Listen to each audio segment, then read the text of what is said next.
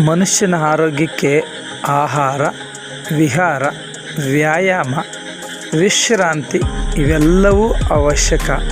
ಆ ನಿಟ್ಟಿನಲ್ಲಿ ದೈನಂದಿನ ಜೀವನದಲ್ಲಿ ನಿತ್ಯ ಕೆಲ ಹೊತ್ತು ಯೋಗಾಭ್ಯಾಸವನ್ನು ಮಾಡೋದ್ರಿಂದ ನಮ್ಮ ಸಮಸ್ತ ದೈಹಿಕ ಮತ್ತು ಮಾನಸಿಕ ಆರೋಗ್ಯವನ್ನು ಕಾಪಾಡಿಕೊಳ್ಳೋದ್ರ ಜೊತೆಗೆ ಯೋಗದ ತತ್ವಗಳನ್ನು ಅರಿತು ನಡೆದಾಗ ಆಧ್ಯಾತ್ಮಿಕ ಸಾಧನೆಯೂ ಕೂಡ ನಮ್ಮೊಳಗಡೆ ಆಗ್ತಾ ಬರುತ್ತೆ. ಆ ನಿಟ್ಟಿನಲ್ಲಿ ಹಳ್ಳಿಗೂ ಕೂಡ ಆರೋಗ್ಯ ಸೇವೆಯನ್ನು ಒದಗಿಸುವಂಥ ನಿಟ್ಟಿನಲ್ಲಿ ನಾನು ನಿಮ್ಮ ಲಕ್ಷ್ಮಣ್ಜಿ ಸದಾ ಸ್ವಾಸ್ಥ್ಯ ಸೇವೆಯಲ್ಲಿ ಯೋಗ ಮತ್ತು ಪ್ರಕೃತಿ ಚಿಕಿತ್ಸೆಯನ್ನು ಪ್ರಚಾರ ಮಾಡುತ್ತಾ ಬರುತ್ತಿದ್ದೇನೆ. ಅದರ ಭಾಗವಾಗಿ ಅಕ್ಟೋಬರ್ ತಿಂಗಳಲ್ಲಿ ನಡೆದಂತಹ ಸಾರಿಗೆಹಳ್ಳಿಯ ಯೋಗ ಮತ್ತು ದೇಸಿ ಚಿಕಿತ್ಸಾ ಶಿಬಿರದಲ್ಲಿ ಒಂದು ದಿನ ಆರೋಗ್ಯಕ್ಕಾಗಿ ಆನಂದಕ್ಕಾಗಿ ದಂಪತಿಗಳನ್ನು ಒಡಗೂಡಿ ಯೋಗಾಭ್ಯಾಸವನ್ನು ಮಾಡಿಸಲಾಯಿತು.